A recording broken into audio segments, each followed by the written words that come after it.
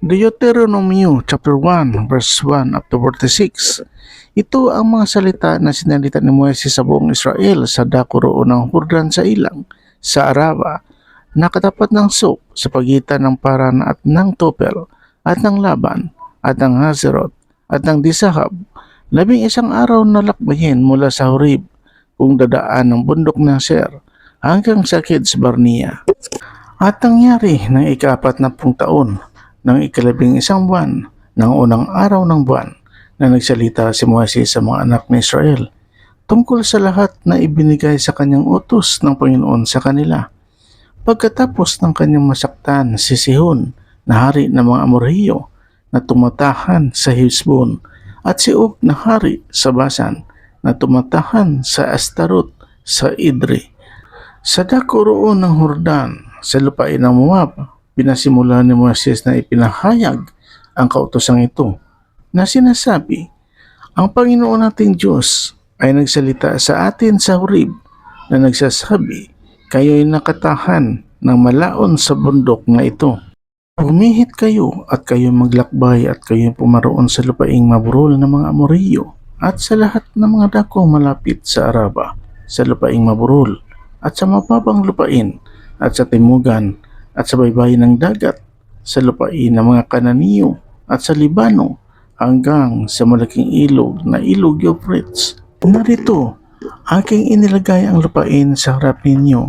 Inyong pasukin at ariin ang lupain na isinumpa ng Panginoon sa inyong mga magulang, kay Abraham, kay Isaac at kay Jacob, na ibibigay sa kanila at sa kanilang binhi pagkamatay nila.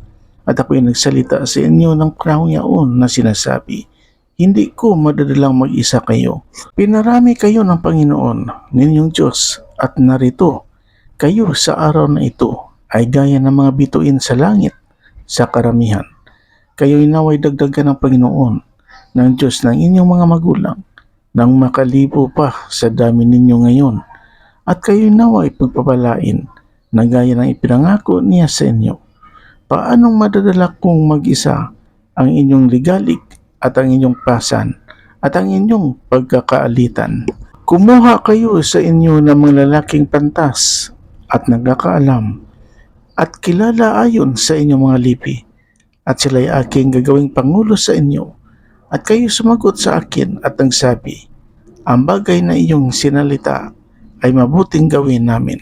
At kayo'y kinuha ko sa inyo ang mga pangulo ng inyong mga lipi na mga taong pantas at kilala, at akin silang ginagawang pangulo sa inyo na mga punong kawal ng libo-libo at mga punong kawal na mga daan-daan at mga punong kawal na mga 50-50 at mga punong kawal na mga 10-10 at mga pinuno ayon sa inyong mga lipi.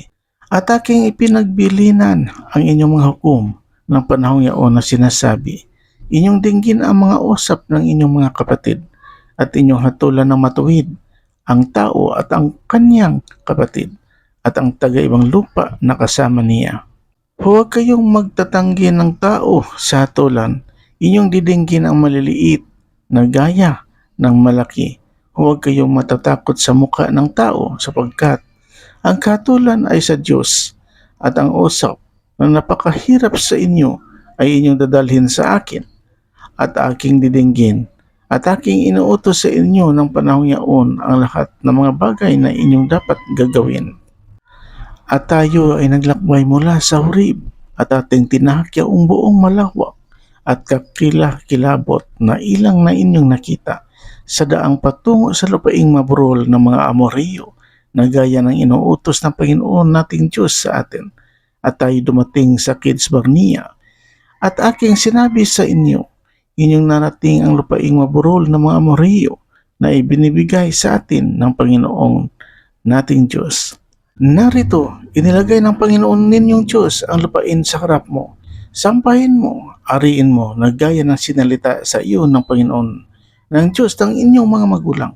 Huwag kang matakot, ni manglupay-paki, at kayo lumapit sa akin, bawat isa sa inyo, at nagsabi, tayo magsugo ng mga lalaki sa unahan natin upang kanilang kilalanin ang lupain para sa atin at magbigay alam sa atin ng daang ating marapat sampahan at ng mga bayang ating daratnin. At ang bagay na yaon ay inakala kong magaling at kayo'y kumuha ng 12 lalaki sa inyo na isang lalaki sa bawat lipi. At sila'y pumihit at sumampa sa bundok at dumating hanggang sa libis ng school at kanilang tiniktikan at sila'y nagbitbit ng bunga ng lupain sa kanilang mga kamay at kanilang ipinanaog sa atin at sila'y nagdala ng kasagutan at nagsabi, mabuting lupain ang ibinibigay sa atin ng Panginoon nating Diyos. Gayon ba'y hindi kayo umakyat kundi magsi kayo laban sa utos ng Panginoon ninyong Diyos at kayo dumaing sa inyong mga tulda at inyong sinabi, sapagkat kinapuutan tayo ng Panginoon ay inilabas tayo sa lupain ng Egypto upang tayo ibigay sa kamay ng mga Amorhiyo upang tayo ilipulin. Saan tayo sasampa? Pinapanglupaypay ng ating mga kapatid ang ating puso na sinasabi, ang mga tao ay panalaki at matataas kaysa atin. Ang mga bayan ay malalaki at nakukutaan ng hanggang sa himpapawid. At bukod dito'y aming nakita roon ang mga anak ng mga Anesiyo. Nang magagayo'y sinabi ko sa inyo, huwag kayong mangilabot ni matakot sa kanila. Ang Panginoon ninyong Diyos sa nangunguna sa inyo ay kanyang ipagkikipaglaban kayo ayon sa lahat ng kanyang ginawa sa Ehipto. Dahil sa inyo, sa harap ng inyong mga mata at sa ilang na inyong kinakitaan kung paanong dinala ka ng Panginoon ninyong Diyos na gaya na nagpadadala ng tao sa kanyang anak sa buong daang inyong nilakaran hanggang sa dumating kayo sa dakong ito. Gayon may sa bagay na ito ay hindi kayo sumasampalataya sa Panginoon ninyong Diyos na nagpauna sa inyo sa daan upang hihanap kayo ng dakong mapagtatayuan ng inyong mga tulda na sa apoy pagkagabi upang ituro sa inyo kung saan daan kayo dadaan at nasa ulap pagkaaraw. At narinig ng Panginoon ang tinig ng inyong mga salita at nag-init at sumumpa na nagsasabi, tunay na hindi makikita ng isa man nito mga taong masamang lahi ang mabuting lupain na aking isinumpang ibigay sa inyong mga magulang. Liban si Kalib na anak ni Jepon at siya ang makakakita at sa kanya ko ibibigay ang lupain ng kanyang tinuntungan at sa kanyang mga anak sapagkat siya ay lubos na sumusunod sa Panginoon. Ang Panginoon ay nagalit din sa akin dahil sa inyo na nagsasabi, ikaw man ay hindi papasok doon. Si Josue na anak ni Nun na nakatayo sa harap mo ay siyang papasok doon. Palakasin mo ang inyong loob sapagkat kanyang ipamamana sa Israel. Bukod dito ang inyong mga bata na inyong sinasabing magiging bihag at ang inyong mga anak na sa araw na ito ay hindi nakakaalam ng mabuti o ng masama ay sila ang papasok doon at sa kanila ay aking ibibigay at kanilang aariin.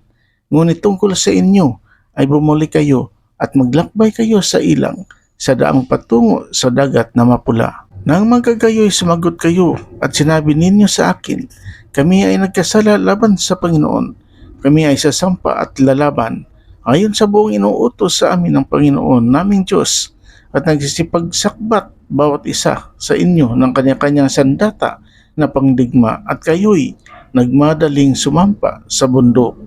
At sinabi sa akin ng Panginoon, sabihin mo sa kanila, huwag kayong sumampa ni lumaban sapagkat ako'y wala sa inyo. Baka kayo'y masugatan sa harap ng inyong mga kaaway. Gayon sinalita ko sa inyo at hindi ninyo dininig, kundi kayo'y nanghimagsik laban sa utos ng Panginoon at naghambog at umakyat sa bundok.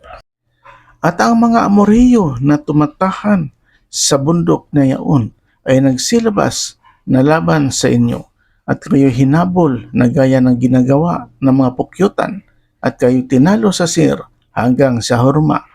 At kayo bumalik at umiiyak sa harap ng Panginoon, ngunit hindi dininig ng Panginoon ang inyong tinig ni pinakinggan kayo. Sa gayon ay natira kayo malaon sa kids ayon sa mga araw na inyong itinira roon. Purihin natin ang Panginoon Diyos. Amen.